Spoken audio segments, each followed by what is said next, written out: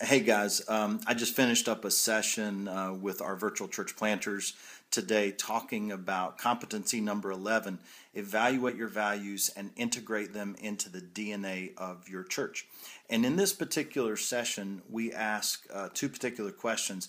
One question is, which of your values are you exhibiting in a strong way right now? And then which of your values do you feel like you're not exhibiting very well? Okay, and so that really prompts some great discussion. What I want to focus in on right now is that second question. Which of your values are you not exhibiting very well right now? Okay, we know that some of the guys, as they write their values, some of the values are actual values that come from their heart, that come from their soul, and they really do live those.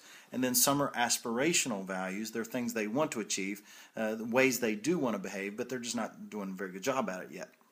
So what we have to help them do is we have to help them process the why. Why am I not exhibiting this value very well? Why are my leaders not exhibiting this value? Why is my church not exhibiting this value? Why is my launch team not living this out the way I want them to?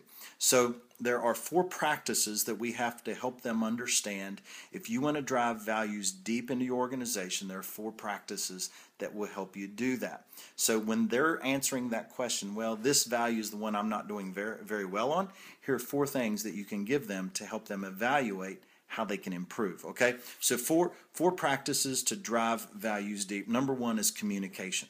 Communication. That's where value integration starts. It starts with communicating to your team, communicating to your leaders.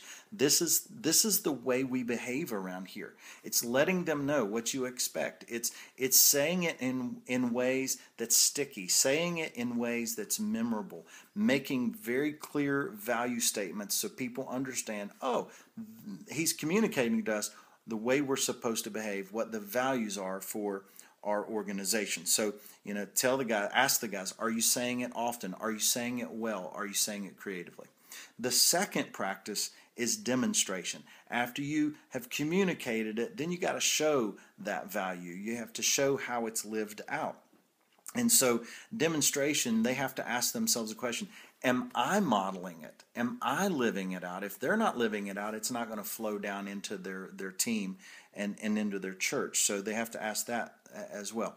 Another way we demonstrate values to help people get it is by celebrating stories. When a value is actually lived out in your church plant, it needs to be highlighted. It needs to be celebrated. Stories need to be told, because that's how you transfer values and integrate them into the DNA of the church, is by celebrating when those behaviors are actually lived out. And then a third way you can help with that demonstration is praising people, praising individual leaders who are actually living out that value and pointing out to them very specifically how they've lived out that value. So it's not just you demonstrating that value as a leader, but it's helping people see how they're living out that value as well. Sometimes they're living it out and they may not even realize it. And so we have to celebrate it and praise it so they understand it. Okay? The third practice is conviction. This is a tough one. Okay, let me tell you what I mean by that. The question here is, am I making decisions based around our values? Am I using our core values as a filter for decision making? I heard about a church planter one time. One of their core values was make bold moves. I love that one, make bold moves. And so he was having a staff meeting, and they were talking about how they weren't reaching men. They needed to reach men, and they needed to do something to reach men. So they started brainstorming. And so they threw on the whiteboard, let's do a wild game banquet, let's do a men's retreat, all the typical things to reach men. He stopped them and said, wait. One of our values is make bold moves. What are we going to do to make a bold move to reach men?